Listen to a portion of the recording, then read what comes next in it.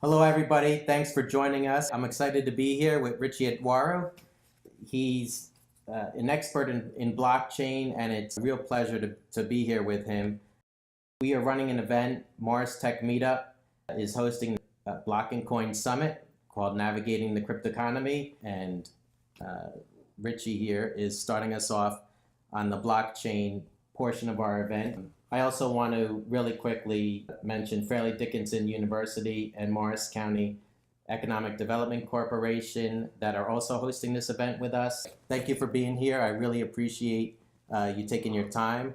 I know you wanted to be at the Block and Coin Summit, but the schedule was, you were unavailable that day, so it's very generous of you to let me into your home and have this conversation with you. So thank you for being here. Well, I'm really, really happy that we could do it. First of all, I think just New Jersey. I'm a Jersey guy, and I see New Jersey as the Silicon Garden, if I may.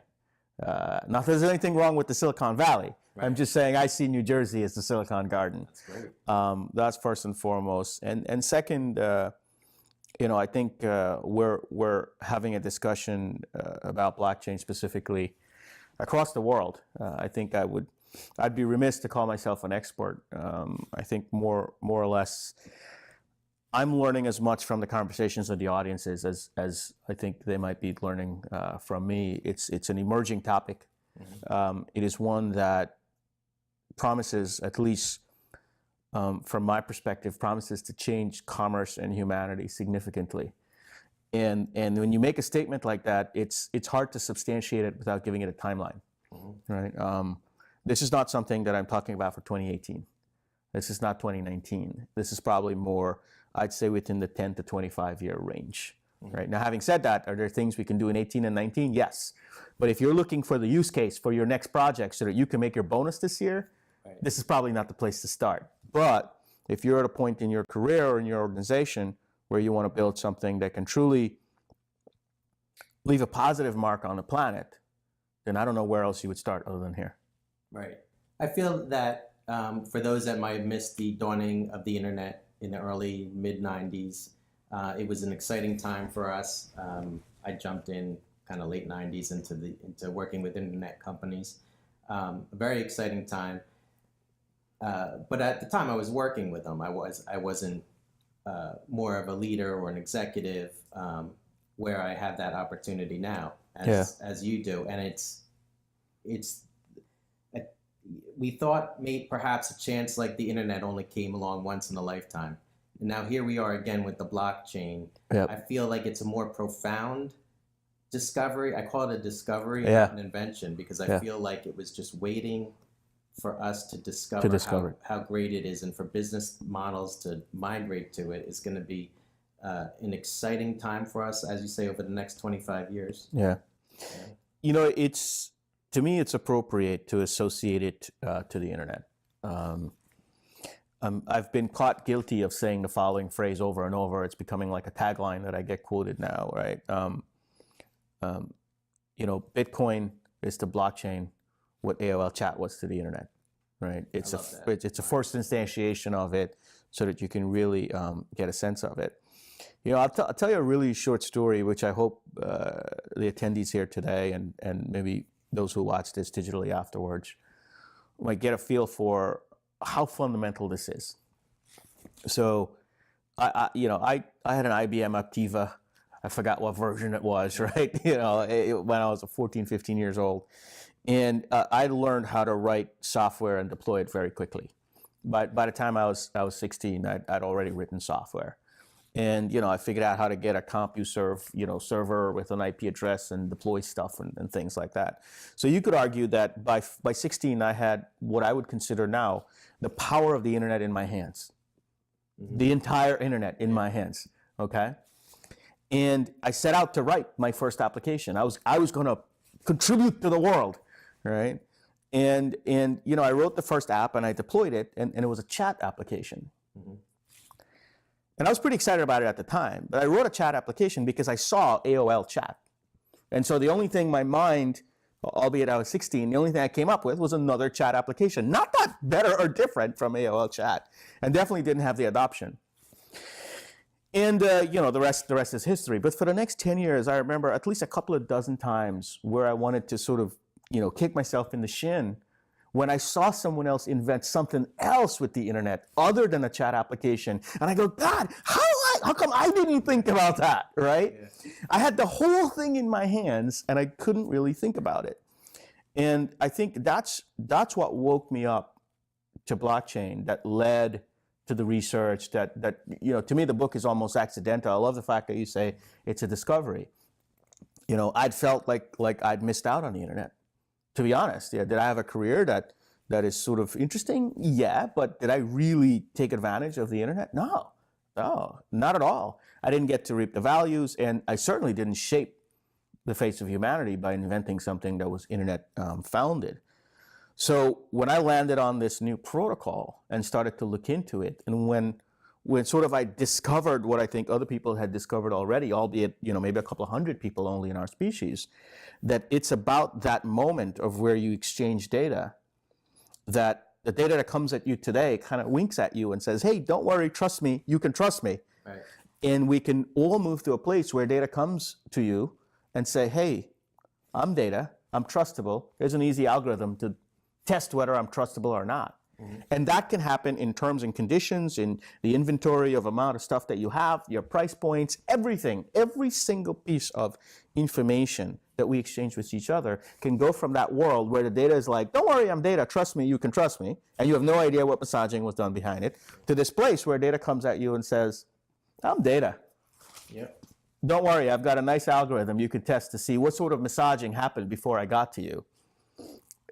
It really was a discovery. And so what I don't want to do today, and what I'm hoping that all of us here today do, is not try to invent AOL chat again, like I did when I was a teenager. Right. Recognize that this thing has a long runway and be a part of how we venture and how we create capabilities around blockchain, not only to reap profits, but also to contribute to shaping the world. That's great. Right now, most of the conversation is around the financial industry. Obviously, the cryptocurrencies, people equate it with that, particularly people that aren't that immersed in the blockchain-based industries or the thought leaders to the industry. If you talk to kind of the person on Main Street, yep. If you ask them what the blockchain is, a lot of times they said that they never heard of it. So maybe you say, have you heard of Bitcoin? Right. And they're like, oh, of course I heard of Bitcoin. Because of all the excitement that's around it, Bitcoin seems to be, and all the other cryptocurrencies, the excitement, the sexy thing. Blockchain is just the thing that makes it happen. But your book talks about moving beyond that. It's the first case, just as you say, it's the AOL chat of the internet. Bitcoin is the application on the blockchain protocols. And, talk about some of the things that can be used once we get beyond the cryptocurrency craze. Yeah. And you'll always need, maybe not always, but you need cryptocurrencies to kind of grease the engines right. of the blockchain and kind of make it happen, give people the ability to want to transact on it and make some of the applications happen and people get paid for it and things like that. But let's talk about some of the other ones. In your book, you talked about, for instance, things like the authentication of art. You talked about real estate. Yep. and some of the other things. Talk about how we could use blockchain for things other than cryptocurrency. Yeah. Yeah. And then the need for it and how important it is. Yeah. So I think for the folks on Main Street who doesn't have the perspective of the folks on, let's make up a new term, Geek Street, right? Just recognize that 20 some odd years ago, people didn't ask whether you're on the internet, they asked whether you were online. Mm-hmm. Because it was AOL, America Online, right? It was hard to differentiate between AOL and Right. like the World Wide That Web. really wasn't being on the internet. That was, Right. That was a face. Exactly. So there's a layer of fabric behind Bitcoin, right? In order to talk about some of the additional use cases, we got to get into two very specific things. One is there are multiple instantiations of the Bitcoin fabric. Much like there were many internets, right? There was DARPANET, ARPANET, right? CompuServe almost had an internet at one point, right? There was many instantiations of the internet protocol TCP/IP before we sort of almost serendipitously, in conjunction with the IEEE, kind of agreed on the World Wide Web, right? We're in that same sort of space today, where there's many instantiations of the blockchain, okay? And Bitcoin is one instantiation of the blockchain protocol, arguably the largest and the first, okay? There are other instantiations of the blockchain protocol. Ethereum, obviously, Hyperledger, Corda, Ripple. I mean, you could just see them one after the other. And while a lot of the base inventions are the same, asymmetric cryptography to be able to chain records together and using either proof of work or proof of stake to make sure you take distrust out of the system, the apps that you can build on top of it are different. On the Bitcoin blockchain, it's not a Turner complete language. So you can't use something like JavaScript or something where you can really write interesting use cases on it. It's a little bit more of a sort of a difficult to understand scripting language, where a very powerful use case is written, which is to prevent double-sided spending. Okay. Right? And so you can see how words like tokens came to life, because really it's just a container of value on the blockchain protocol. The value could be a right. It could be a United Airlines frequent flyer mile that you can prevent double-sided spending on. The words like token and coin just came about because it was money that we put on the Bitcoin blockchain. Right. And there's not a lot of other use cases left to right on the Bitcoin blockchain because it's so far down the road now. And quite frankly, there's a bit of a decentralized governance and ownership and vision model to it that, you know, they would have to roll it back and put a Turner complete language on top of it and get out of proof of work and get into proof of stake to be able to write some use cases. So that will essentially be what it is. And yes, we need finance in order to transact, much like we still use iMessage on our iPhone today. It's still AOL chat, but it's there, right? What I think is interesting is when you look at the other blockchain protocols. So when you look at things like Ethereum, when you look at Hyperledger, when you look at Ripple, when you look at Corda, you can start to write other use cases other than double-sided spending, okay? So you can start to transact with things other than money. You can do ownership of a piece of property as the data point that you transact in between. Just like how you can prevent double-sided spending, you can prevent double ownership of a piece of property. What I've started to kind of discover, I love this notion of discovery, right? What I've started to discover as we start to move away from these financial use cases or these financial related use cases where everything's a coin and everything's a currency, and we can talk about, you know, whether ICOs are good or bad or scams or not in a second, right? Once you start to move away from that, you start to realize that if you think about things like reputational data, right? Our identity, our credit worthiness. I mean, in the US, we think we have a pretty good system around our credit worthiness when we realize that we actually don't. Our system is one of us don't get it right, so there's actually 3 companies, and the way you do it is you take the average of the 3 companies to figure out what someone's credit score really is, albeit 31% of them has errors inside of them, right? So when you think about things like, it's a big hack. When you think about things like identity data, right? Who are you? What are your rights? What do you own? And what's your reputation, reputational data? Those data sets, as you start to build use cases through them on the blockchain, you can start to see intermediaries being taken out all the time. The Department of Motor Vehicle is a great intermediary for identity, right? The passport and the passport organizations are great intermediaries for identities. So you start to see those things start to come out. And to me, those are sort of the obvious. where if you're looking for a use case beyond Bitcoin, look for a use case where there's a massive intermediary that doesn't really add value, that's not doing a good job, and is actually a bit of a hindrance. The DMV, the credit reporting agencies, that type of stuff. Very easy, right?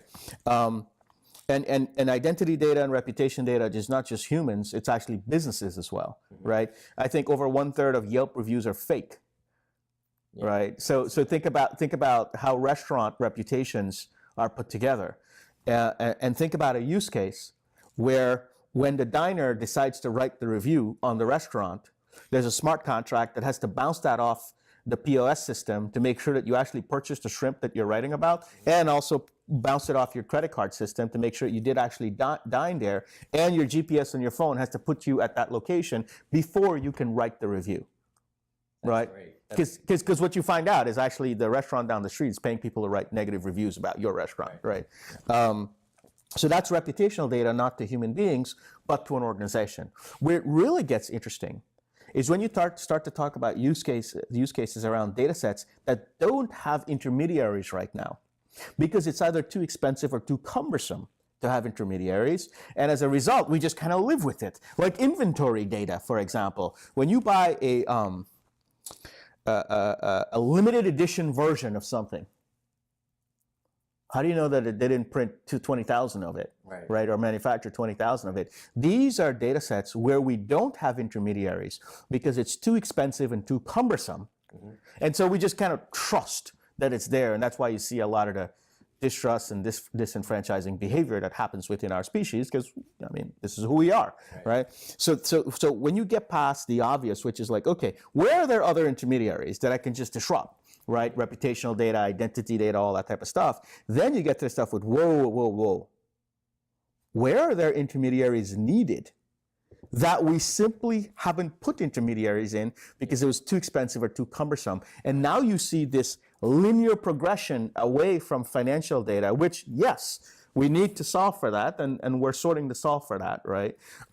To everything, to inventory data, agreement data, identity data, reputational data, corporate data, if you think about our corporate returns and the markets and pricing, and supply and demand and high frequency trading, to really understand what's going on there, you get to a point where I believe we will move to a place of where I call it economic freedom.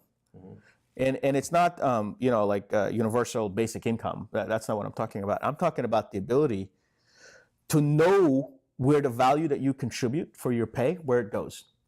And to understand where the value that you're paying for when you buy, where it truly comes from, right? That type of transparency is just massively missing within our civilization right now. So you're talking about bringing some of this data, or the value of what we buy. We have more confidence in what the value should be based on trusting certain data points. And knowing that it's verified, we're not relying on somebody to tell us that, the car salesman, whatever. We have it all at our hands. Now I know in some respect the internet did that. We had no idea what a car cost, but the internet came along, and then we kind of... Well, we don't know what it costs still, but we know what other people are paying. Right, we know what other people are paying. When you get to a used car, there's too many variables. But at least for a new car, but you also do know dealer cost generally. Right? I mean, but then again, you're trusting that data. I'm not quite sure. We know it for certain. So you're saying the blockchain can help, with the purchase of a car, to really know maybe even what every part in that car costs. It'll change how we go about building companies and pricing our products and describing our products. Okay, I recognize that I'm being a little bit too futuristic with the statement that I'm about to make, but if we can inherit from this just for today's conversation, it might allow us to kind of see where things could go. Regardless of how we got there, on December 31st in the year 1600, we invented this magical thing called the limited liability corporation. It truly was magic. You and I, prior to the limited liability corporation, we could start Mark and Richie's seafood restaurant. Okay, and if we sold someone seafood that gave them a bad experience, they could sue the crap out of us. Okay, and we're done. But with the invention of the limited liability corporation, we could put this magical circle around us called Mark and Richie's Seafood Inc. Yeah. Okay, and tomorrow someone eats our food and doesn't happen, we have limited liability, right? We're protected. And within that bubble that was well intended to facilitate commerce, to de-risk it so that people could actually build companies, right, and not put their entire families at risk, we started to do a lot of interesting things. We started to do interesting things like marketing. Marketing will be looked back at as a really, really silly behavior, which is an open permission for us to lie about our products and services and misrepresent what they are to each other. Okay? Just let that sink in for a second. Okay? 400 years from now, people are going to look back at us and go, they had this strange thing called marketing that allowed them to lie to each other openly about their products and services and completely overinflate expectations so they can drum up the desire in each other to buy things that they didn't need in the first place. Okay. And so when you start to inherit from that perspective, now you start to go, okay, where is truth and transparency in the economic system? Right? It's not that I don't want the car manufacturer to make a profit. I want them to make a profit, but I don't want them to bend me over on a barrel every time I purchase the car. Right? So this is why in the title of the book, I say every company is at risk of being disrupted.